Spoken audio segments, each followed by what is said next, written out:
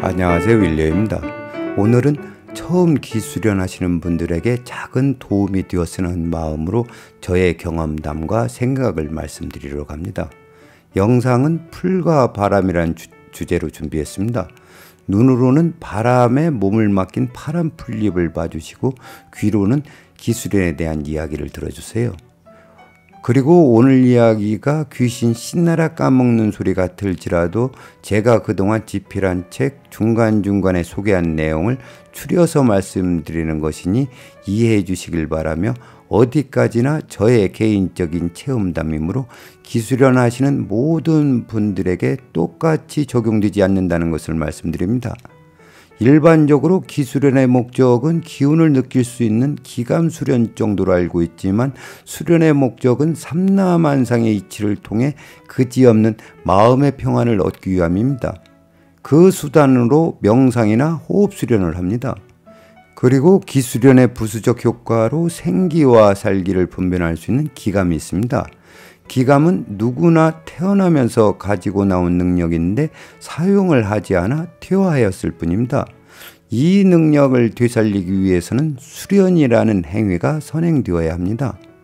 수련의 방법에는 여러 가지가 있는데 제가 하는 방법은 마음의 고요함입니다.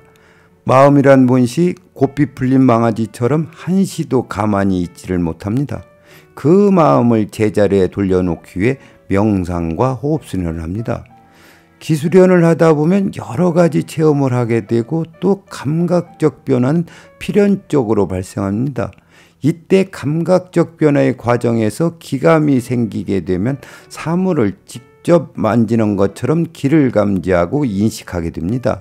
그리고 이 단계가 지나면 삼라만상은 기로 형성되어 있으며 또 생장소멸의 주체가 기라는 것을 깨닫게 됩니다. 여기부터는 수련이 아니고 진정한 공부가 시작됩니다. 그러나 여기서 주의하셔야 할 부분이 있는데 절대 성취의 욕심을 부려서는 안 됩니다. 그리고 체험은 짧고 주관적 경험이기 때문에 추구하거나 매몰되어서도 안 됩니다. 말 그대로 추구한다고 해서 체험할 수 있는 것도 아니지만 설령 체험했다 하더라도 그 자체에 대단한 의미를 부여해서는 안 됩니다. 그럼 지금부터 기감에 대한 저의 체험담을 말씀드리겠습니다.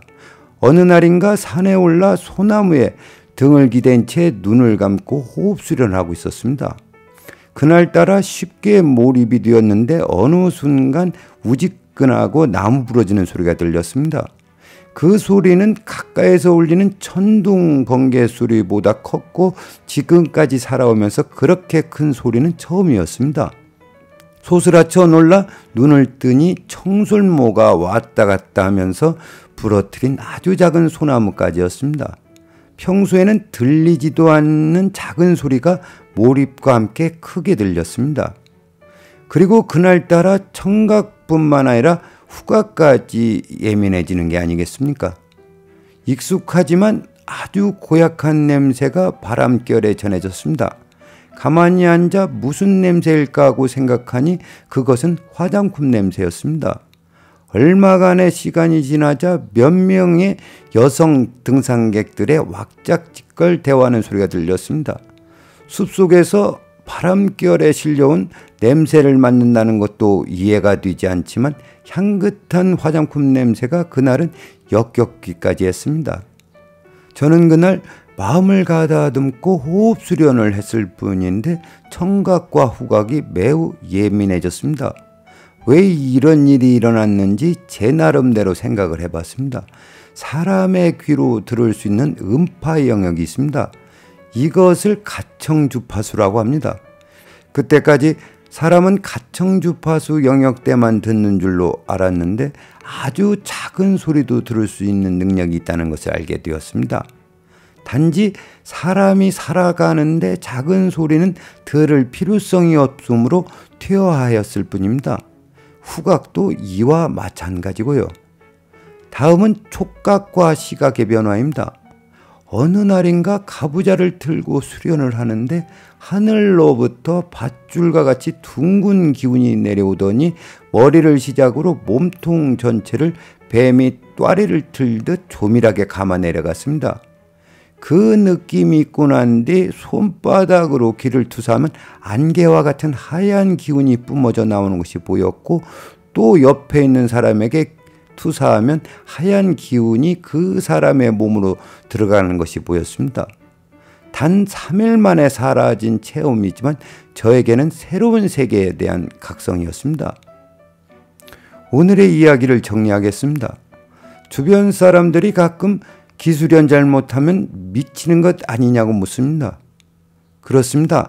미칠 수도 있습니다. 그런 일이 발생하는 원인은 허상과 실상을 구분하지 못하기 때문입니다. 제가 노궁혈에서 뿜어져 나온 하얀색의 기운을 직접 보았다고 해서 수련하는 모든 사람이 똑같은 경험을 할 수 없으며 그리 대단한 것도 아닙니다.